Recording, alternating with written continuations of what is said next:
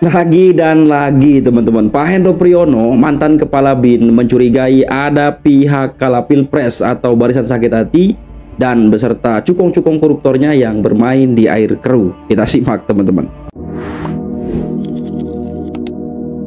Ada yang mengail di air keruh. Ini demonstrasi saya ingin anak-anak kita, bro, memahami ini.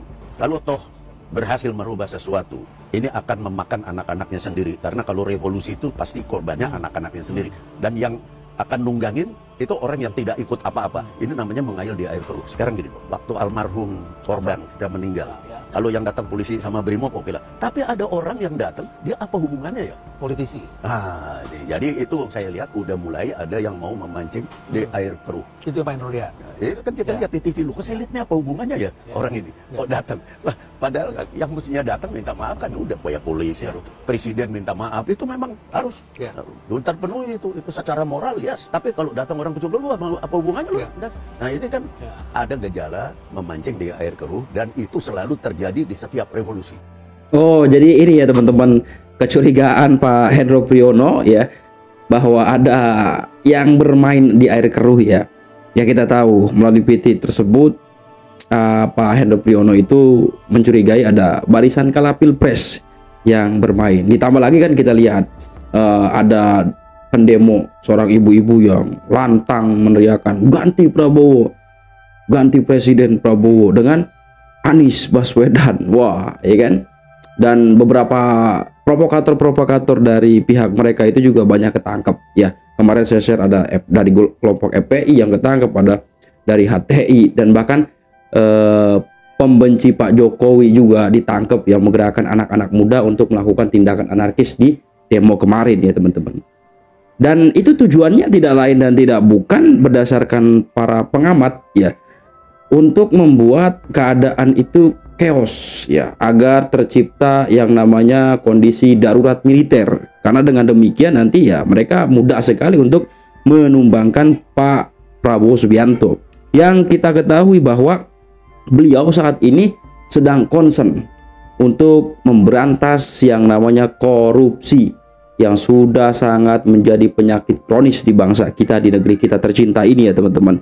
Begitu beliau lagi konsen dan bahkan menyentuh satu kasus korupsi yang tidak sama sekali mampu disentuh oleh siapapun kecuali Pak Prabowo Subianto.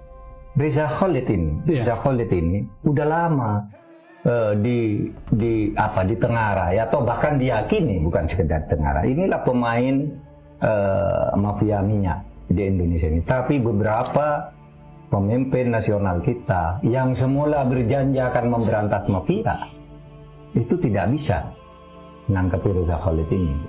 Padahal katanya di situ kuncinya, gitu. Godfather-nya katanya. Godfather-nya.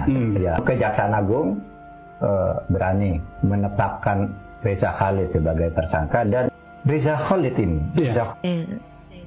Kenapa tiba-tiba negara ini berani sama Reza Khalid? Kalau saya menduga ya, itu karena sudah diizinkan oleh Prabowo. Jadi prakondisi yang menimpa kejaksaan, kan kejaksaan ini selalu terhambat ketika mau menindak orang-orang tertentu. Sehingga merasa kejaksaan ini tidak leluasa, lalu dibuatlah satu kebijakan yang sebenarnya melanggar kebijakan yang umum berlaku, bahwa pengamanan terhadap jaksa dan keluarganya itu kan polisi. Lalu Pak Prabowo diberi TNI kan yang mengamankan. Alasannya tidak masuk akal karena di kejaksaan ada TNI, sejak dulu ada TNI. Satu. Lalu yang kedua, di undang-undang, dua undang-undang yang menyatakan itu, di undang-undang kejaksaan sendiri ya, disebutkan memang bahwa pengamanan jaksa dan keluarganya itu dilakukan oleh polisi. Boleh minta ke TNI atas permintaan polisi. Kalau polisi tidak sanggup, kejaksaan bisa minta ke polisi agar dimintakan. Kalau ini langsung antar kejaksaan, dan TNI kan tidak boleh. Tapi kalau ditempuh kebijakan dengan sebuah perpres boleh. Ya sudah, kita lihat perkembangannya. Nah, lalu orang mulai menafsirkan, ini mungkin dorongan Prabowo agar kejaksaan tidak takut. Seperti halnya yang sudah dikatakan, kejaksaan jangan takut. Nah, itu dalam pandangannya gitu. Jadi dia pasti, Reza Khalid ini sudah melewati beberapa pimpinan, selalu gagal. Nah sekarang, di mana kuncinya? Ketemu oleh Pak Prabowo. Tidak ada yang berani. Nah karena yang berani, lalu ya Dibuatlah jaksa itu disunting untuk berani. Oh. Ini menurut saya, meskipun tidak pasti sih namanya gejala hukumnya kan seperti itu. Kalau sebelum ada ini tidak berani, sesudah ini kok berani kan gitu kira-kira. Tapi gini, Anda jangan terlalu banyak menafsirkan. Prabowo tuh pikirannya gini gitu, nggak mau dia. Nah itu ya teman-teman, Riza Khalid sebagai gembong mafia atau dedengkotnya koruptor lah kayak gitu ya, yang emang nggak kesentuh teman-teman. Cuman di era Pak Prabowo kemudian berani mengambil langkah tegas, bahkan sekarang sudah ditetapkan sebagai tersangka yang kabarnya katanya kabur ke Malaysia ya. Ini luar biasa. Pak Prabowo Subianto wajib rakyat dukung sepenuhnya teman-teman ya. Apapun yang terjadi, rakyat harus mendukung apa yang dilakukan oleh Pak Prabowo Subianto. Terlepas kita berbeda pilihan di Pilpres kemarin gitu kan, gue juga nggak milih Pak Prabowo, tapi ketika beliau menjadi seorang presiden ya, kemudian dengan hak konstitusional yang sah, maka kita wajib untuk mendukungnya teman-teman. Nah selanjutnya apa kolerasi dan hubungannya antara demo dan kemudian kecurigaan dari Pak Hendro Priyono terhadap Riza Khalid dan Anies Baswedan? Ya ternyata faktanya mereka ini punya hubungan yang erat teman-teman. Dengan ditetapkannya si Riza Khalid ini jadi tersangka, kira-kira nih bakal ada narasi kriminalisasi nggak ya? Hah? Soalnya kan kemarin ada capres yang kampanye pakai jet pribadinya si ini, iya kan? Itu capres yang katanya ya si paling anti oligarki loh katanya. Tapi ya sudahlah. Bakal ada nggak tuh narasi kriminalisasi? Nah kan akhirnya ada aja gitu kan. Allah itu luar biasa. Nah jarang zaman sekarang nih, zaman digital, masyarakat sudah cerdas. Akhirnya netizen bongkar. Ya jangan-jangan memang apa yang dicurigakan oleh Pak Hendro Priyono ini benar gitu loh. Ada barisan kalah pilpres yang bermain, dan bahkan memang ya ada kok yang terang-terangan gitu kan meminta Pak Prabowo untuk mundur, gantikan dengan Pak Anies Baswedan gitu kan.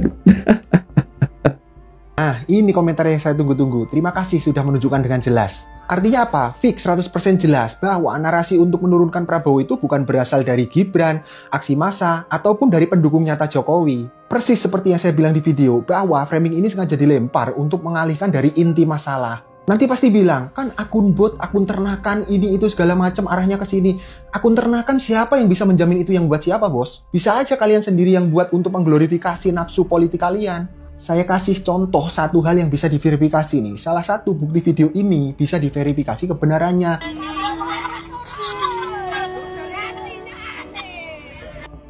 Nah ini ya respon dari netizen kita. Ya mereka itu memang di kondisi-kondisi seperti ini ya selalu bilang bahwa wah itu sih akun memang sengaja dibuat gitu kan. Itu kan memang buzzer lah macam-macam lah gitu kan. Jadi seakan-akan mereka itu khawatir dengan Pak Prabowo, bahwa nanti Pak Prabowo akan digantikan posisinya dengan Mas Gibran gitu kan. Tapi di sisi lain mereka itu yang justru pengen Prabowo itu turun dan idola mereka yang naik gitu kan. Kan begitu polanya. Seolah-olah khawatir, wah jangan sampai Pak Prabowo ini kenapa-napa gitu kan. Khawatir, sok-sokan khawatir gitu. Tapi nyatanya mereka yang pengen idolanya Anies Baswedan itu naik menggantikan Prabowo. Ya itu buktinya videonya. Si emak-emak itu kan. Malah dituduh itu sengaja dibuat dari pihak anu gitu kan. Ini kan lucu. Ini narasi-narasi yang nggak masuk akal gitu, yang sering kali mereka lontarkan. Liciknya mereka. Aku orang yang anti oligarki seolah-olah berhadapan dengan oligarki, tetapi saat pemilu di belakang layar timnya mendatangi oligarki meminta bantuan untuk dana kampanye, atau di saat pemilu menggunakan fasilitas pesawat jet pribadi untuk kegiatan kampanye, padahal jet itu milik oligarki.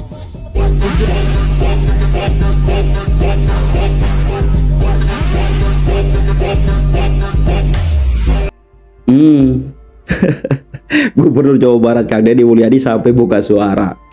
Ternyata Pak Anies Baswedan yang diyakini oleh pendukungnya itu sebagai orang yang bersih, orang yang sangat anti oligarki, bahkan dijuluki sebagai Imam Mahdi, ternyata bekerja sama dengan oligarki itu sendiri.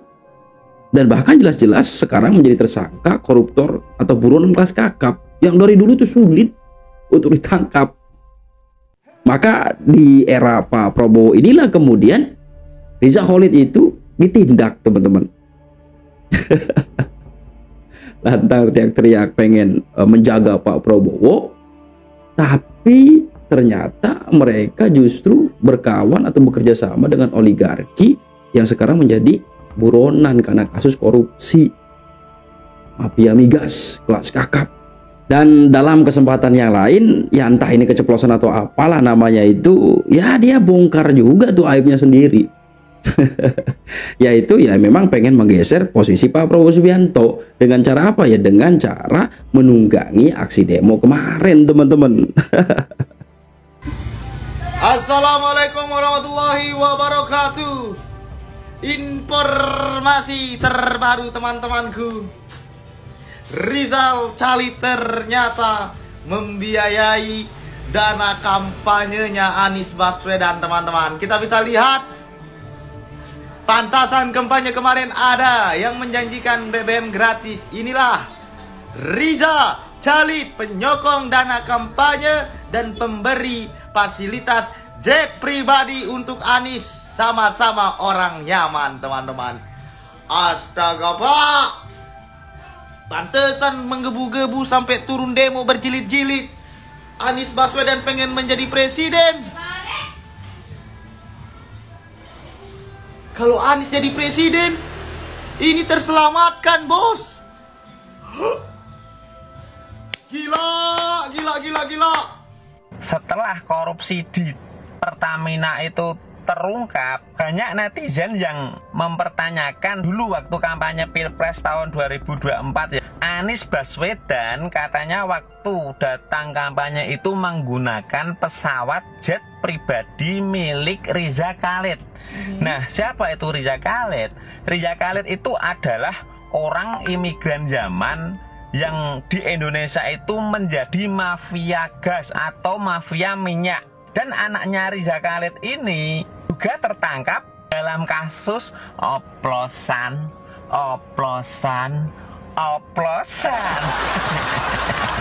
Dan dari Nasdem sendiri mengatakan bahwa Anies naik pesawat jet itu adalah kendaraan Nabi. Emang zaman Nabi udah ada pesawat, Pak? Dulu waktu kampanye Anies Baswedan, tim sesnya itu katanya mau mendatangkan malaikat. Nah sekarang dari kader Nasdem malah katanya pesawat Nabi. Kata pengamat politik Ujang Jamarudin mengatakan bahwa pesawat yang dinaiki Anies Baswedan ini sama seperti dengan pesawat yang dinaiki oleh Jokowi saat kampanye tahun 2014. Sekarang kita cari perbedaannya nih, Pak nih. Nih, pesawat pribadi milik Surya Paloh. Nah, ini kan yang waktu kampanye di Bali tahun 2014. Itu warnanya putih, Pak. Sedangkan ini dari yang dipakai Anies Baswedan nih, yang dari Riza Khalid nih. Nah, warnanya hitam. Itu aja dari bentuk warna, dari bentuk panjang dan pendeknya pesawat itu beda, Pak. Kamu itu pengamat politik apa ternak wabah? Logo.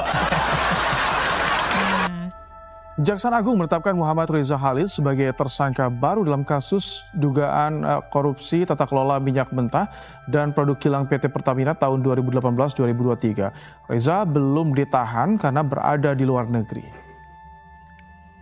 Riza Khalid diketahui melakukan pemufakatan jahat berupa intervensi pembuatan rencana kerjasama penyewaan terminal BBM Merak. Riza Khalid juga menghapus klausul skema kepemilikan Pertamina atas objek sewa terminal BBM Merak. Riza telah dipanggil 3 kali oleh penyidik Kejagung, namun tak pernah hadir. Diduga Riza Khalid berada di Singapura. Tetapi khusus FRC selama 3 kali berturut-turut dipanggil dengan patut tidak hadir berdasarkan informasi yang bersangkutan tidak tinggal di dalam negeri. Ya, untuk itu kami sudah kerjasama dengan perwakilan Kejaksaan Indonesia di luar negeri, khususnya di Singapura. Ya, kami sudah ambil langkah-langkah. Nah, jadi jelas ya teman-teman, semuanya kita bisa lihat. Melalui video ini kita bisa paham arahnya itu kemana sih kan gitu. Jadi antara Pak Riza Khalid, ya Riza Khalid ini gembong mafia kelas kakap yang nggak pernah tersentuh, sekarang sudah mulai tersentuh. Ternyata punya hubungan dekat dengan Anies Baswedan. Nah, saat ini posisinya sudah jadi atau ditetapkan sebagai tersangka. Dan polisi sedang berupaya bekerja sama untuk melakukan penangkapan. Nah, apa kolerasinya dengan demo yang rusuh kemarin, ya kan? Apakah ini kemudian sebagai bentuk counter attack gitu kan, karena memang posisi udah terjepit. Ditambah ya dugaan ini menguat karena ada juga provokator-provokator demo itu dari kalangan mereka. Kemarin saya share ada kalangan FPI, anggota FPI yang ditangkap, kemudian HTI. Tambah yang emak-emak itu yang meneriakan ganti Prabowo dengan Anies Baswedan. Ya dari sini udah jelas. Salah satu komentar netizen tadi, wah kalau Anies Baswedan jadi presiden, bisa-bisa Riza Khalid nggak bisa kesentuh lagi teman-teman, kabur lagi, akhirnya hilang, nggak ada jejak lagi. Sedangkan ini kasus korupsi yang paling sentral dari kasus-kasus korupsi yang lain. Ini migas loh teman-teman, luar biasa.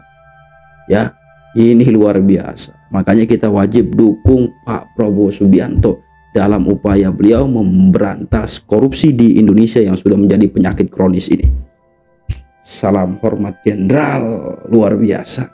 Mohon maaf saya tidak dukung kemarin karena saya belum tahu. Sekarang saya tahu. Top.